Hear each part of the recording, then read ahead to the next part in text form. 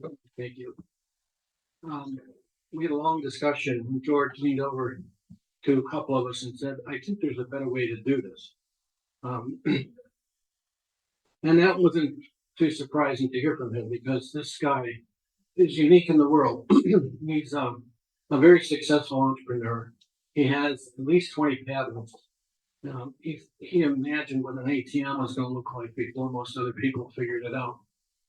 He really thinks in broadly and deeply. I consider him to be a really excellent futurist. He's got an outstanding technical background, and and on top of that, he's an expert mariner. He has home in Miami Beach. He has several yachts, actually, one of which is shown on the screen there. Um, yeah, you'll see uh,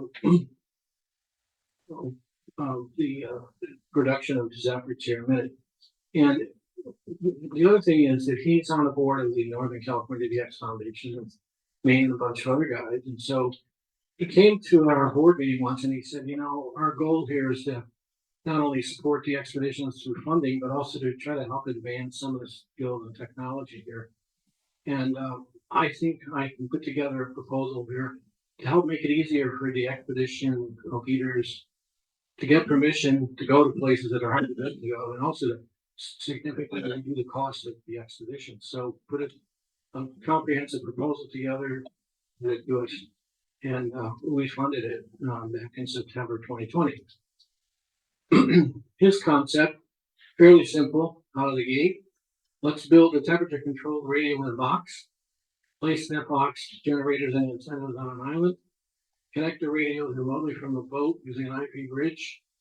The operators will all be on the boat connected to the radios on the island. And once in a while, maybe once a day or so, a couple of people might have to visit the island to top off the generator, do some maintenance and make inspections. That way, there won't be any time wasted in setting up and maintaining any of the infrastructure that's needed, and we don't have to move operators and supplies back and forth through the boats.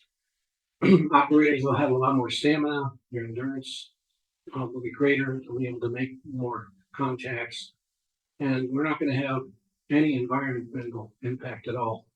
The only thing on the island will be the ribs and some antennas and the generator. So the concept is very simple. This is the initial chart that he put together saying, we're going to build a rib, put it on the island with generators, some antennas, using a 900 megahertz link to the boat. We can operate everything from the boat. Now here's a block diagram of what's inside the rib. The heart and soul is the Flex 6700. We're working in collaboration with Flex for the radio side of it. And then George personally built a 1.5 kilowatt solid state amplifier. That's inside the box as well. And then there's a lot of other stuff. This is a whole data acquisition control system. You may have seen in blue the cooling pumps and so forth. This is in an environmentally controlled enclosure, so it has to be cooled. It has to be cooled in a different way. This is what it looks like when you open it up.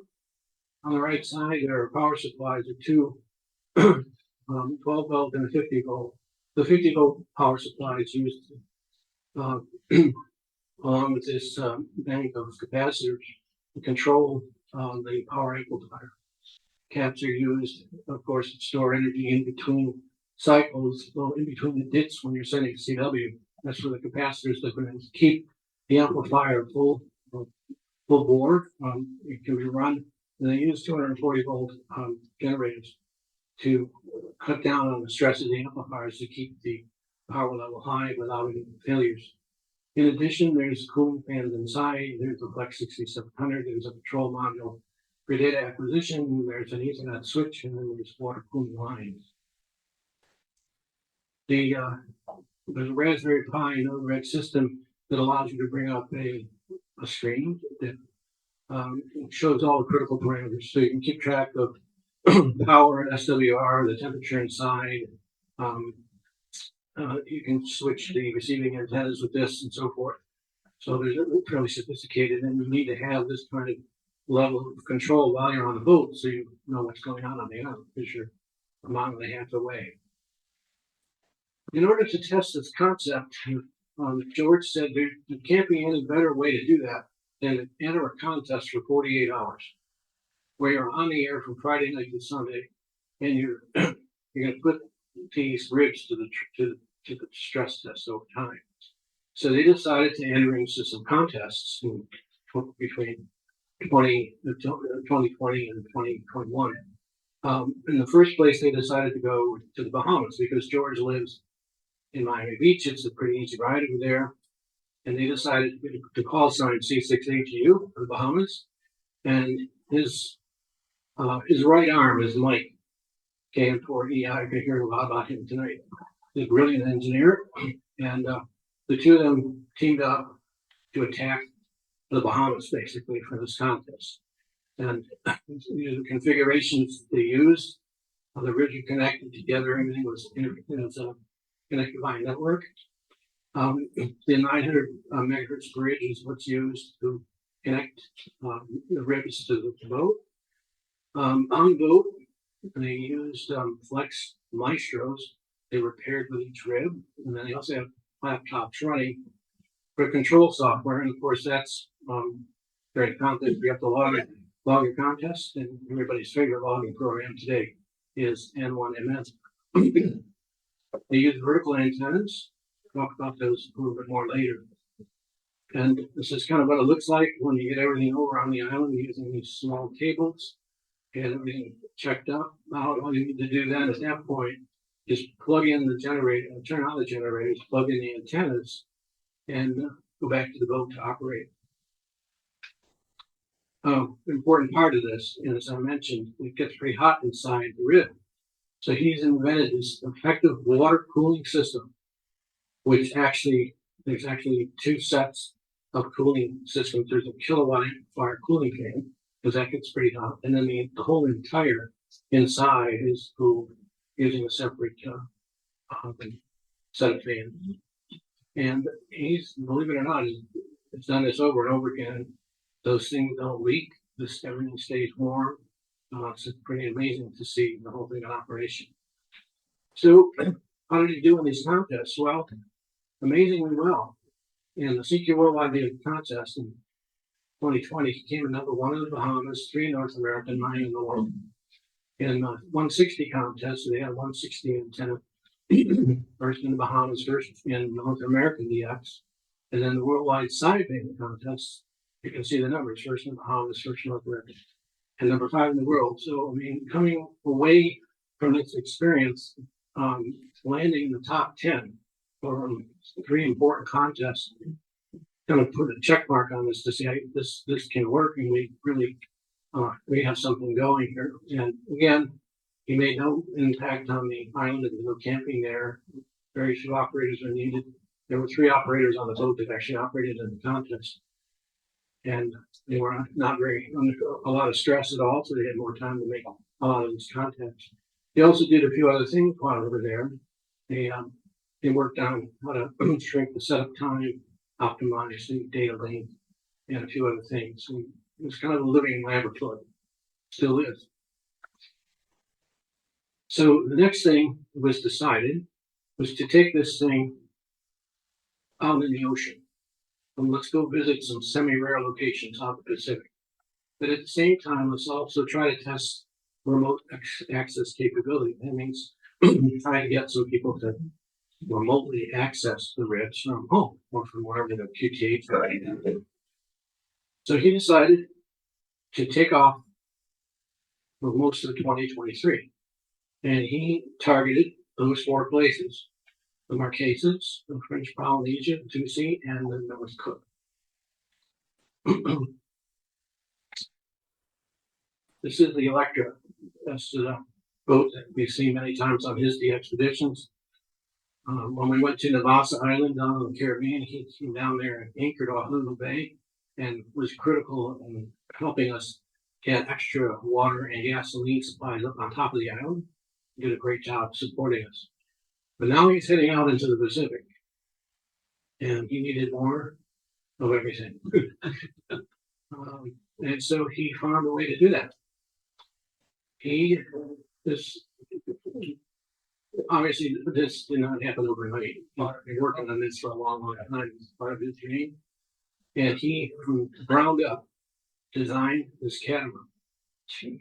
Working with a company called Metal Shark. It's an all aluminum trideck. It's 158 feet long, 40 feet wide.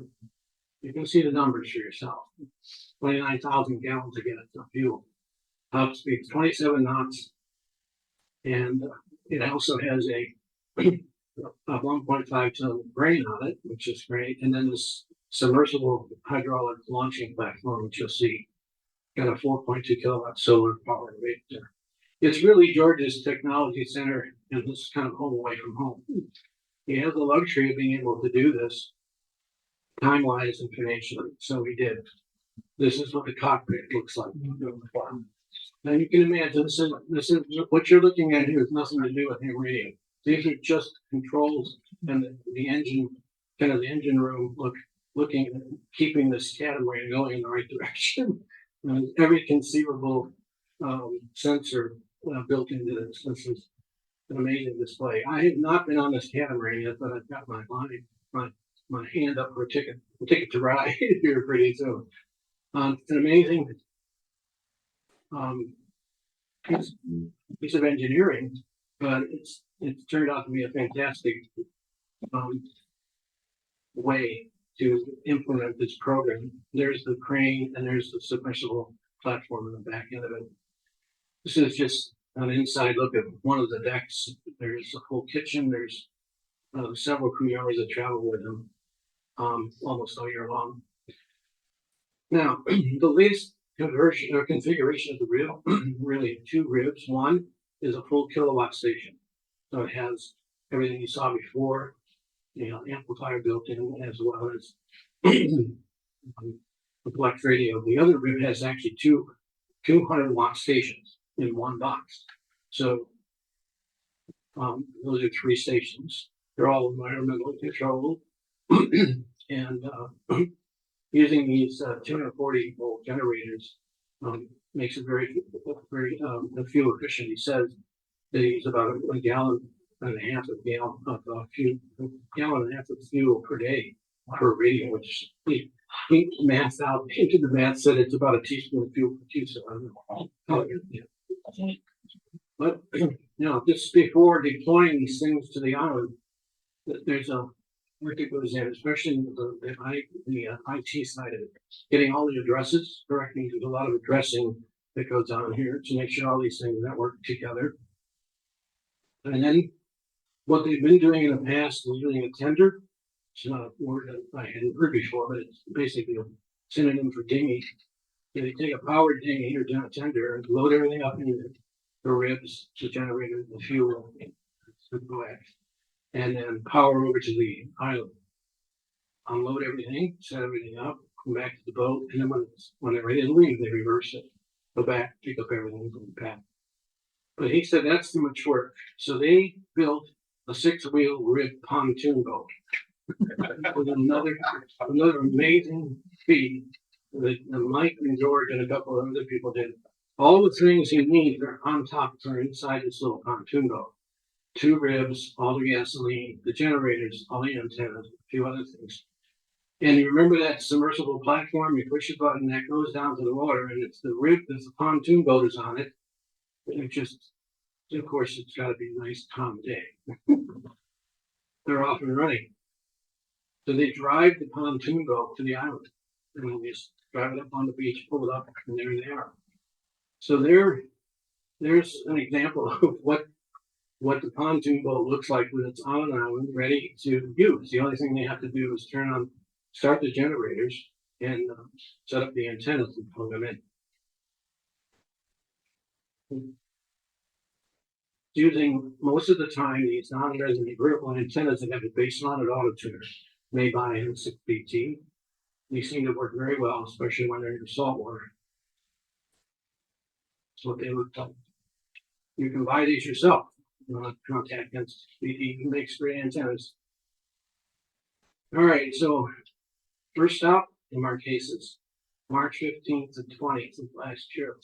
And they rolled in there, and they found a place to get on the beach. when he set up operation. He didn't stay very long. Conditions were pretty bad. He made a handful of contacts on FDA. And also some contacts on CW and Sidegate. And as you can see, it was a short operation and the first time ever where ribs were used in an actual DXpedition, if you want to call it that. But it was more of an experimental stop than anything else on their cases. French Polynesia was a little better, and so that was the next stop in April. And he landed on Tikio Atoll, French Polynesia. You can see that this is a pretty amazing shot. If you look carefully, you can see the pontoon boat on the atoll, and then off in the distance is the magnet. And you're probably wondering, how did they ever get that shot? Well, it turns out Mike Snow, this engineer that's co-engineering everything, is an outstanding drone pilot. And that's him standing next to George with the controls in his hand. Whenever they go someplace, he does a full scale video tour of wherever they are. So got videos of every island they've ever been to. He's just really talented. All right, how did we do? Well, there were 5 of us from the foundation that volunteered to be remote operators. Don Greenbaum, Ned Stearns, myself, Ross Forbes, and Tom Mercer. Stations were on the island unattended with some remote supervision from the guys who were there. And they had the dual radio version of the 2 Flex 6700 to 800 watts. We could get access to them anytime we wanted, so we put our own schedule together to get on and operate. We didn't need any special hardware or special software. We made 11,000 remote FTA contacts. The guys on the boat made some CW sideband contacts as well. This was generally considered to be a really good next step. And we learned a lot working together as a team. George then set his sights to go to a more complex and higher priority location, which is Ducey Island. He had to apply for a permit to get there, got the call sign BP6A. And this is generally considered to be the first major DXpedition using remote operators as well. Why would you want to use a remote operator? There are a lot of different reasons. I've listed a few here. This certainly provides a way to reduce costs because you don't need 10 people on a boat, you only need 3 if people are willing to participate as a remote operator. It also gives you a chance, like some of the guys in this room maybe, to participate on a DXpedition without going anywhere.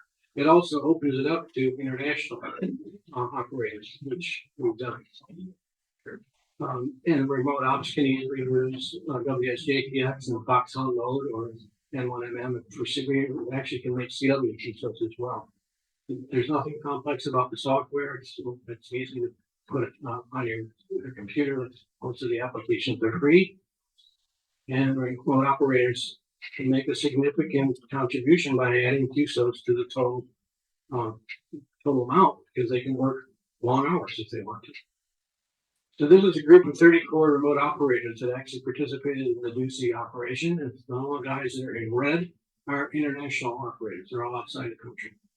Some of those guys you may recognize 9 Victor 1 Yankee Charlie, this is James Brooks. Marty Main, OH2BH. F68 actually is a very famous guy from France. You may recognize that. And others. Most of these guys have been on the expeditions or they're excellent contesters.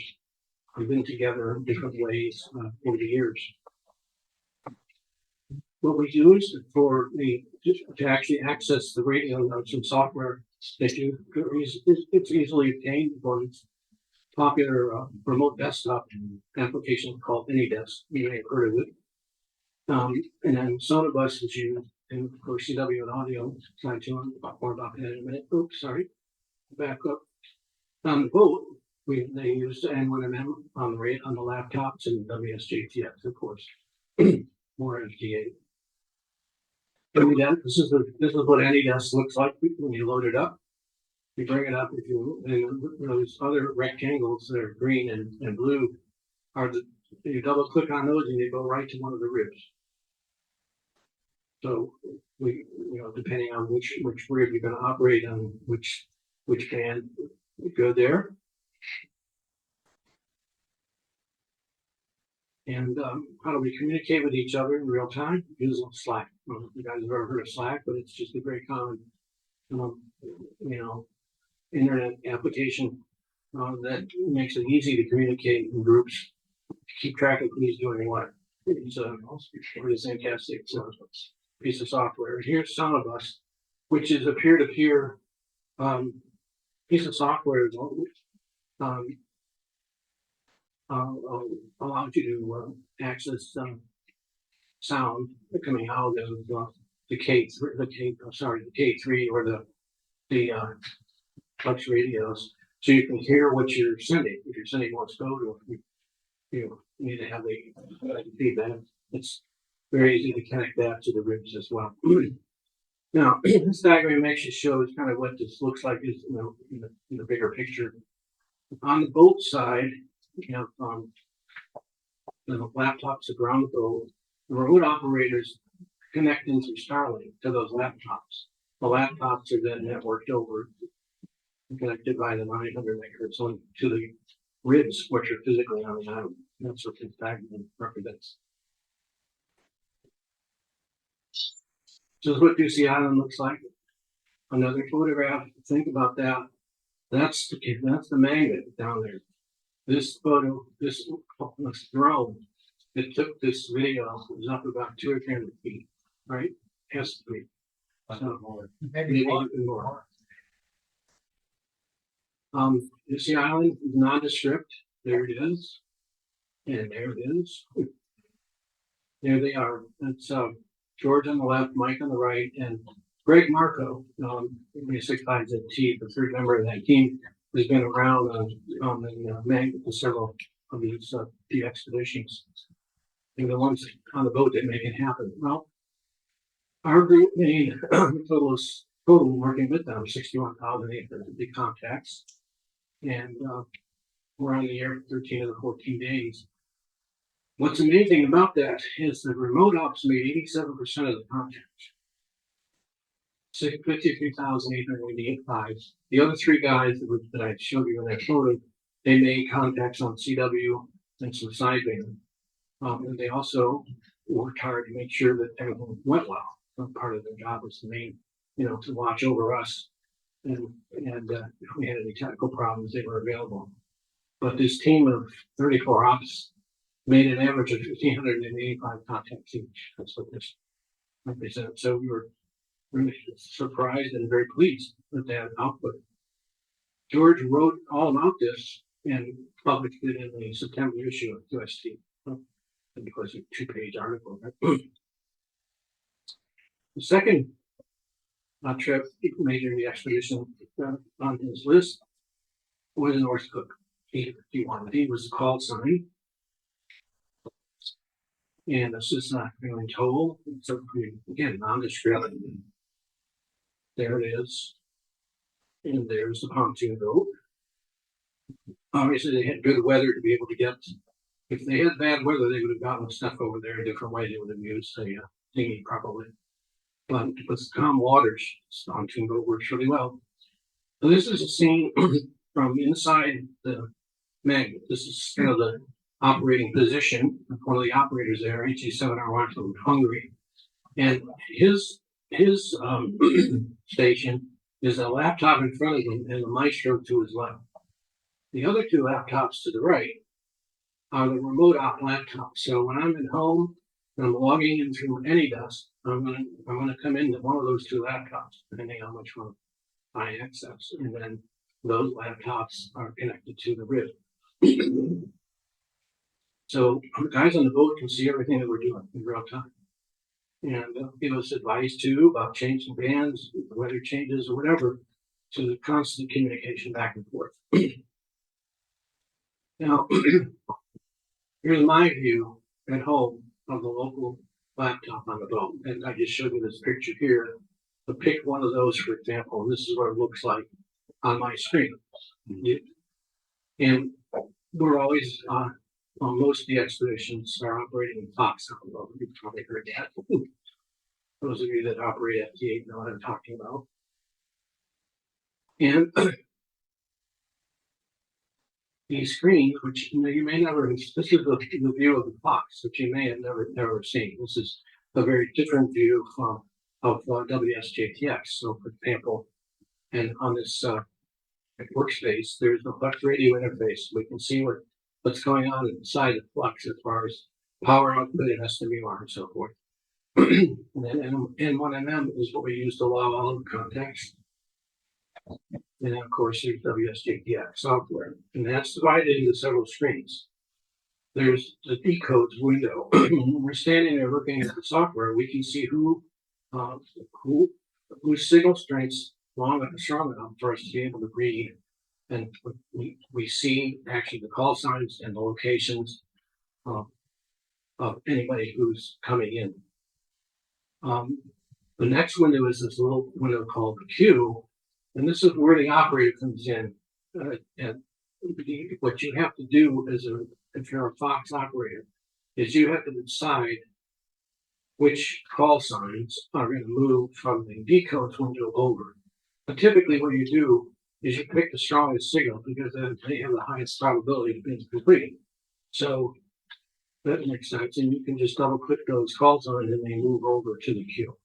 The software takes over at that point and moves the call signs in to the progress window and then sends out a signal report, and hopefully if you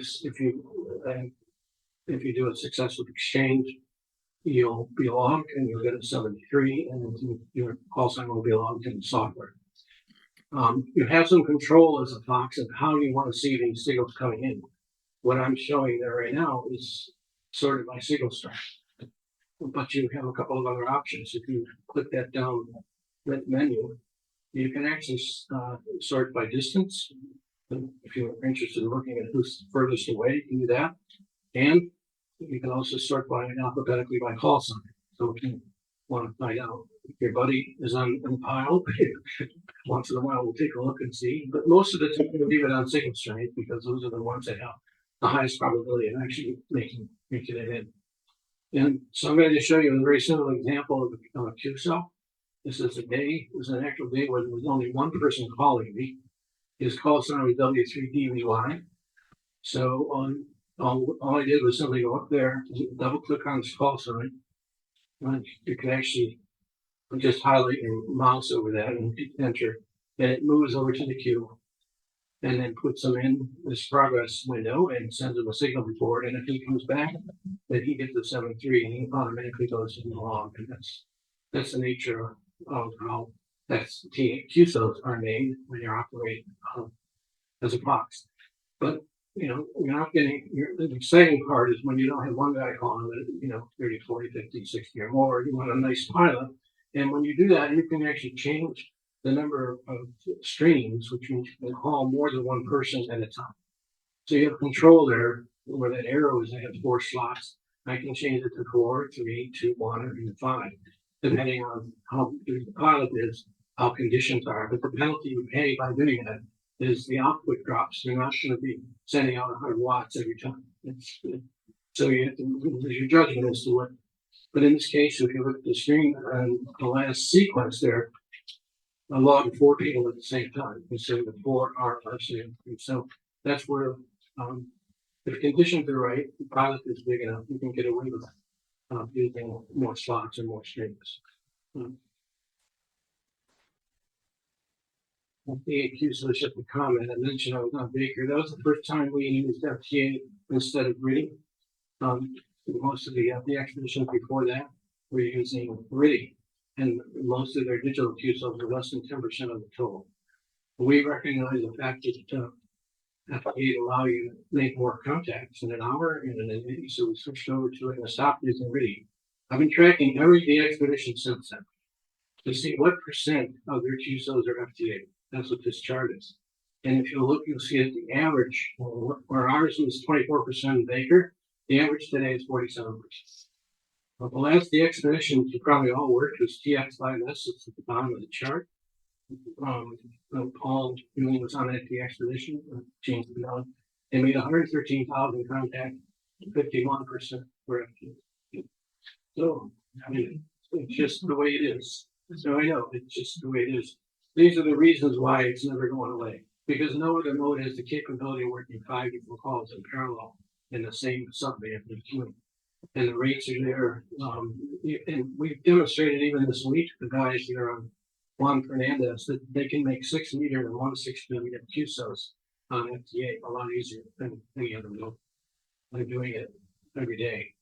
So he could say, it's here to stay, and also it's not as easy to interfere with an FTA QSO. When you get the guys on CW sideband and the police, they just cause a lot of QRM themselves, but that's usually not a problem. Anyway, just this sidetrack in there. And also, we know already that it has tremendous remote possibilities. So for E51D, we made 57 top contacts.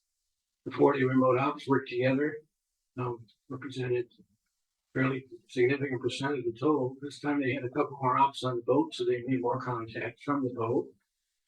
And we were very pleased with these results. Of course, it's easy for me to go to Club Log and find out how this club did for both of those DXpeditions. And so you are all honorary members of the DX Hall.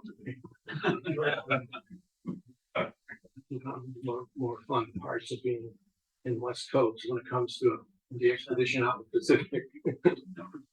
And there's a lot of excitement. So this is what the big rib looks like, and you've seen what its capability is.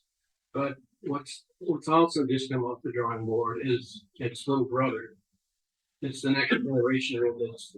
Already it's in operation today, as a matter of fact. It's been affectionately called the mini rib. This is self-contained portable amateur radio station. It can be designed to be run remotely or locally. The PC runs Win for K3. These are K3s now, not Flexes. And you can see the software that's listed there. And then there's also monitoring software from Raspberry Pi, the Node Red, to make sure you keep track of everything that's going on. And the design team, several people, Greg, Mark was one, W65ZT, and two others, put this thing together. They built it to serve as, he described it as a use case where maybe a big RID or the big rig is inappropriate. It'll do all modes. Basically, you can take it on the plane with you, as somebody just did last week. And it's an operation in the first the expedition CB008. We'll talk about in a minute. This is what the diagram looks like. It's very simple. There's a PC. I think it's an Intel loop, and it's connected to the K3. There's a Raspberry Pi, as I mentioned, and there's all the rest of the stuff that you need to monitor what's going on. It's what it looks like in the front and the back. And again, we use AnyDesk to get to the interface, and we use Slack to keep in touch with each other. And this is what it looks like when you log on now to the mini grid, because you're looking at a slightly different interface, because the Win for K3 emulates the whole K3. Win for K3 is a piece of software that takes over the K3 and can basically do anything with it.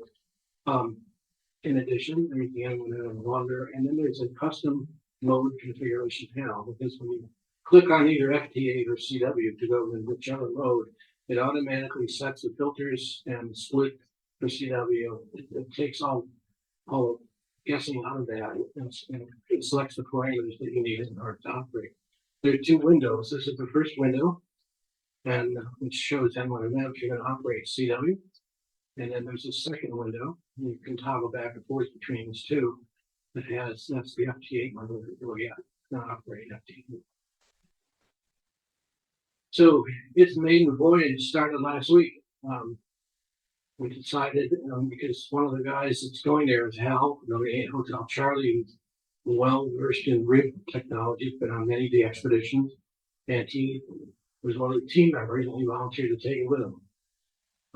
Also, we put together, and this is a list of international remote ops, which this is our tracking chart. Who's going to operate when, which time slot for 1 hour. there's probably 50 guys now on this list. And you can see today is the 15th. So if you look out there, you can see there's going to be more slots coming up very soon. People can fill those up. And here's the team that they just landed last week there. And the mini grid is in the lower right, and that's Hal, Charlie, Jerry, that with them. And they set it up very quickly as soon as they got there, unpacked it, and believe it or not, they just found a piece of PVC and wrapped it with wire and put a balun on it. And that's what we've been using for the last several days. And it's worked amazingly well. It shouldn't, but it does. They're in the process of breaking it all down, taking it up to the top of the hill now so we can get better coverage and better antennas.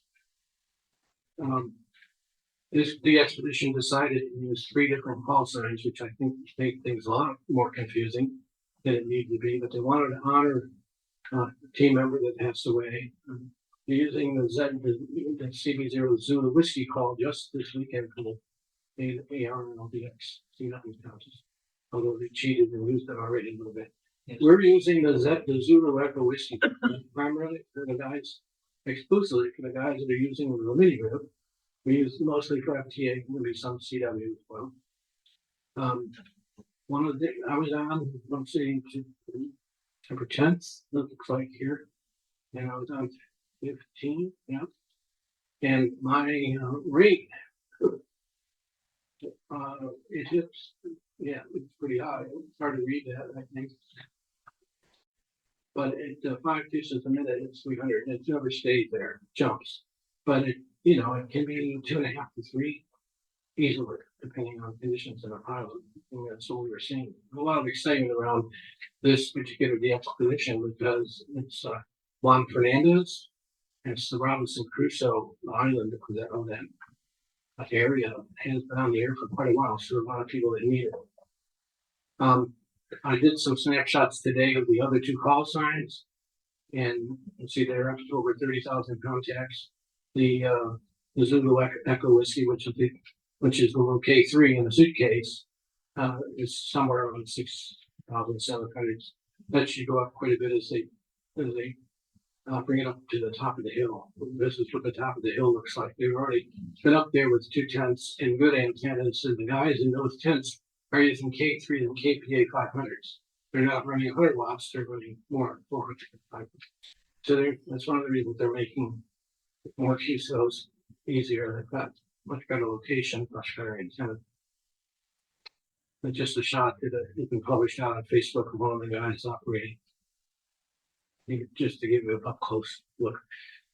Now, I really don't want to talk a lot about this, but this has been announced that in 2025, there's Ken, who's the guy that went to 350J and had to come home. Remember they did.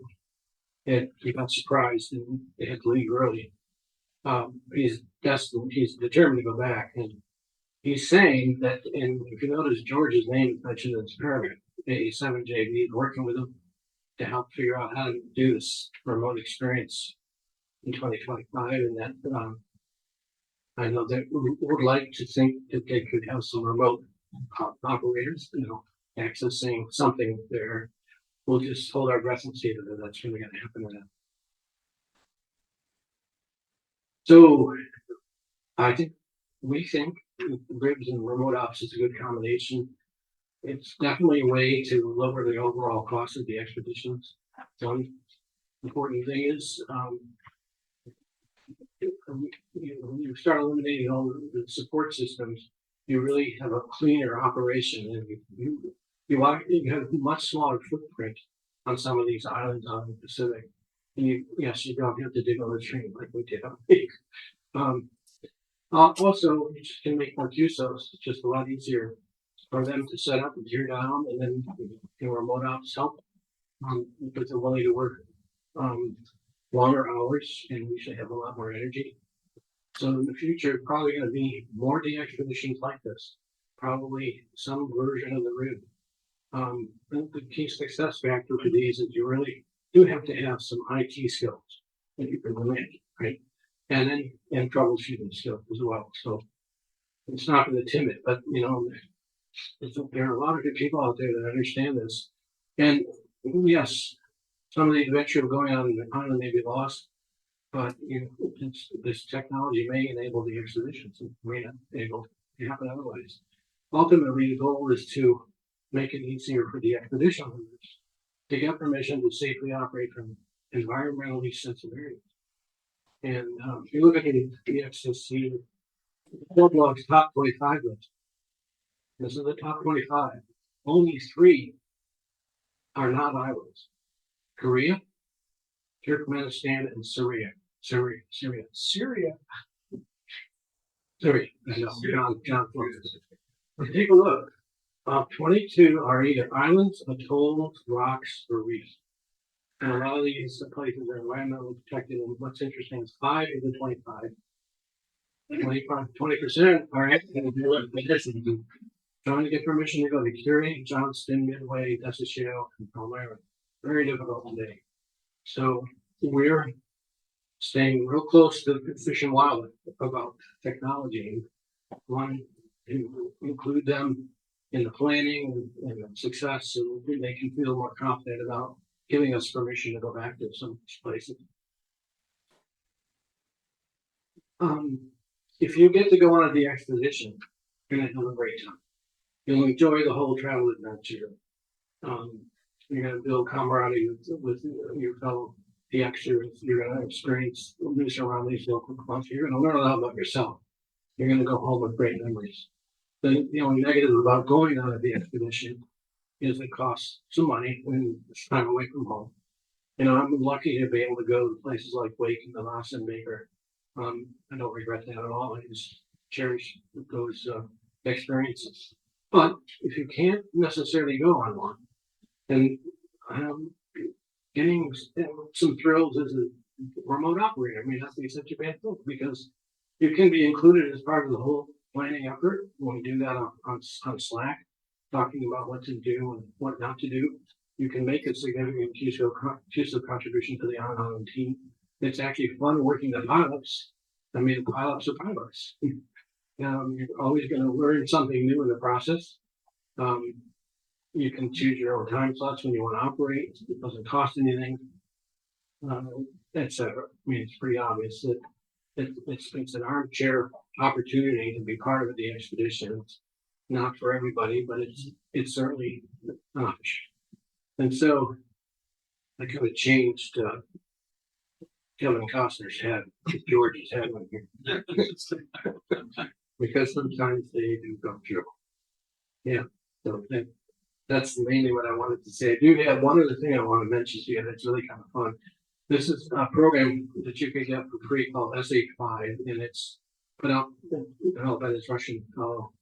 Download it, and if you take your ADIF file from the expedition, loaded into his program, it instantly generates 58 HTML files, 58 reports, and when you click on one, you get all this data. So, for example, if you were to click on the summary, it shows you immediately all the QSOs you worked in different bands and so forth. And also, if you click on countries, it shows you every country you worked, every QSO, and if you're very interested in finding out who the 23 people were that you worked in Costa Rica, it actually shows you their call signs. So it just, and then this one's one of my favorite. It generates KMZ files based on their grid squares, and you can plot those. So you not plot all the people that you worked around the world. Here's Europe. It's just a fun thing to do with your data, just to show you what you've done. Anyway, thank you very much, Kevin, for coming to me.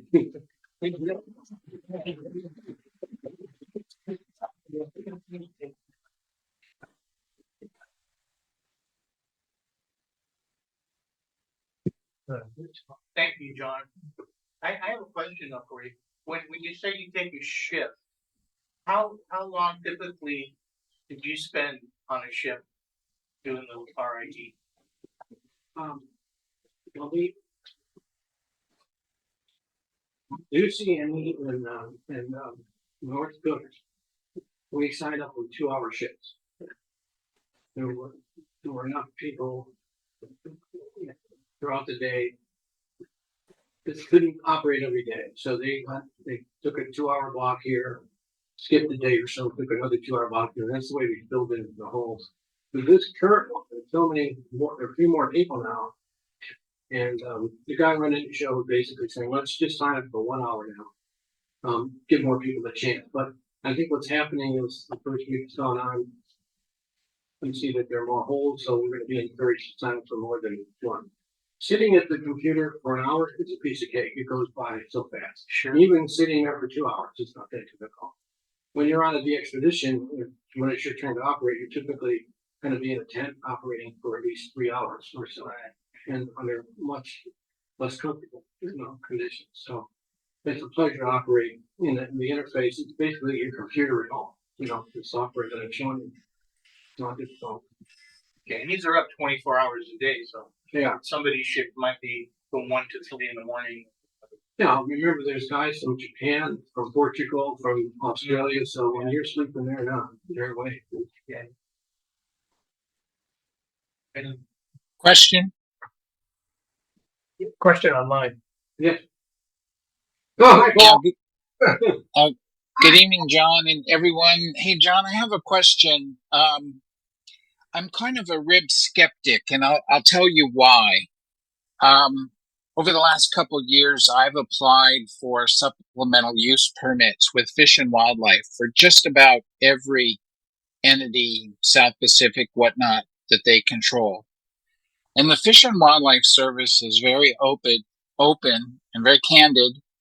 And they say that their primary concerns are bird strikes, fuel handling and storage on the island, introduction of human biohazards, i.e. team members peeing and pooping, and also disruption of under the surface of the sand turtle eggs. So with those conversations in mind, has anyone run this by the Fish and Wildlife Service? Because I don't see how it mitigates any of their concerns that they've expressed to me. And in fact, with this vehicle, this amphibious vehicle that drives up and goes up on the shore, I think they would lose their minds seeing that, knowing that turtle eggs are right under the surface of the sand.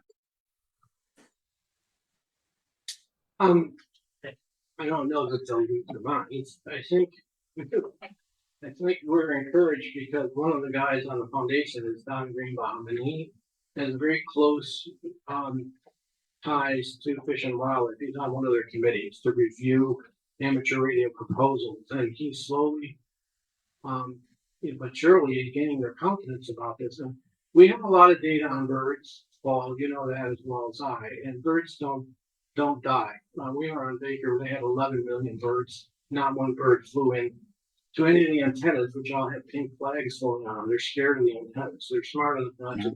They're smart enough not to do that. There's no dead birds ever found, and we had a biologist watching that like a hawk.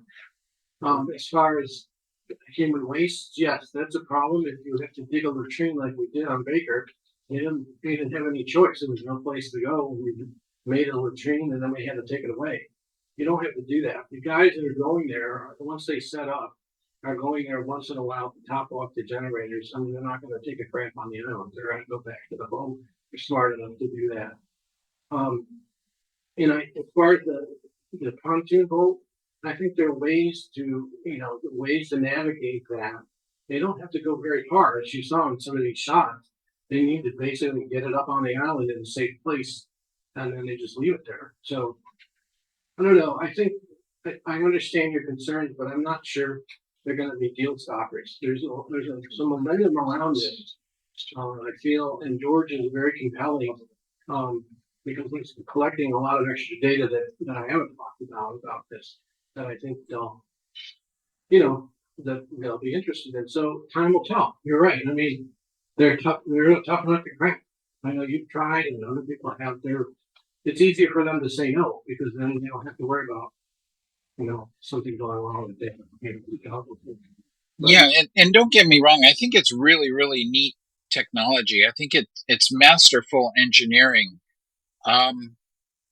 But in terms of environmental impact, I don't think it solves the problems that Fish and Wildlife is looking for us to solve. One other thing, during the recent Clipperton DXpedition, that team was offered a rib. After some consideration, they turned it down. But the team had a lot of discussions about the rib, and they were asked, would you want to spend 4 weeks away from your family and tens of thousands of dollars and to do a DXpedition, then while you're at it, also tend to a rib or babysit a rib so guys can sit home and do radio. And it was pretty unanimous that guys said, no, I don't want to do that. I want to do radio. I want an island experience, and I don't want to, babysit a rib.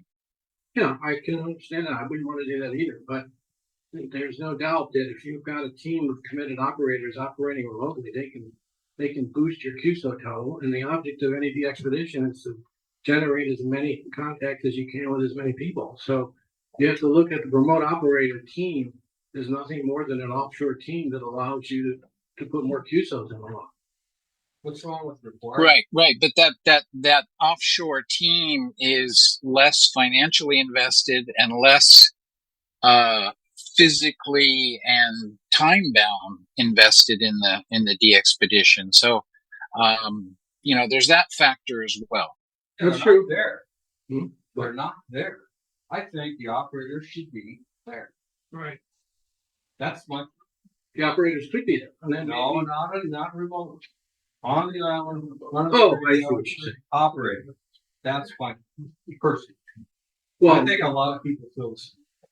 you mean so that's another topic. You're saying It's another topic. you're not so you're sure you like the idea for remote. I like music. the technology. Yeah. I understand all that. But I don't think I like the idea of taking away from the experience Oh, of the DXpedition, the effort of the individuals Yeah. take. but not everybody can afford $10,000 to $20,000 And to they go. don't, Right. those that can't afford it or can't, they just But- don't do it. Well, but it doesn't have That's to the way be. it's always been. Doesn't have to be either or.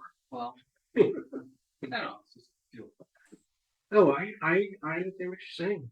This is just another way to look at solving a problem that's out there. And if it takes hold, it takes hold. If it doesn't, Yeah. it doesn't. It's cool technology. John. Should Oh, you- by the way, Paul, good luck on your trip. Oh, thank you. Even tomorrow. Oh, yeah. Yeah. Good luck on your trip. This is an old school DXpedition, no rib. So John, did you make CW or sideband queues or just FTA? So far, FDA, but we're gonna open it up for CW this week. Yeah, that's a challenge. No, Did you type? Is that you type? no, you just use the function keys and everyone is. Yeah. You Mac Tune radio, how do you tune the radio just with the remote? works really well. The guys, there are a lot of guys that did that on these other DXpeditions, W1VE. It was And then one end I'm running at the other end of the DX. Yeah. Load in. Yep. on the boat. You're just using a remote desktop. Yeah, it's acceptable. Correct. So there's no latency problem. You're asking exactly the question. Yeah, no, it's worked well. Hey, Paul, Starlink is wonderful. Any other question? Hey, Paul, good Mike- luck. Hey, Mike, Yeah. Mike, Good trip. Mike, do you have a question? I have a question for Paul. Okay. What do you imagine the expeditioners could do to alleviate the concerns of fish and wildlife for the entities that they control? You're muted, Paul, so you're. That's a great question, Mike. I think the same energy, focus, and wherewithal that's being applied to develop the rib should be applied to developing new type of antennas that are more immune to bird strikes. We've had a lot of discussions about that. We had a bird strike on Clipperton. We had to take antenna down and take a bird out of the guy lines. Perhaps making vertical antennas out of large, say 8 or 10 inch PVC pipe making them maybe 20 or 30 feet tall instead of 65 feet tall and more visible to the birds. You know, the fuel handling and storage is a valid issue for fish and wildlife. I don't think the rib mitigates that. Um, you know, probably using fuel cells, or maybe, you know, down the road we might have hydrogen generators or something like that. I mean, that could be way down the road, but that might be something cool. And you know, you can dictate to people not to pee and poop on the island, but when you got to go, you got to go, and it's going to happen.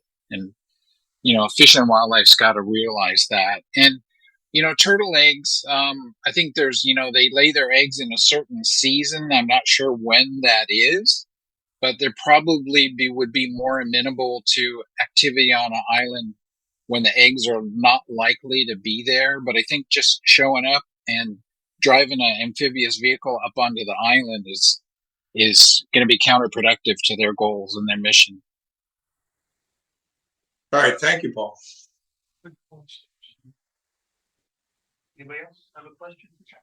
Thank you, John. Okay, you're welcome. Very interesting program.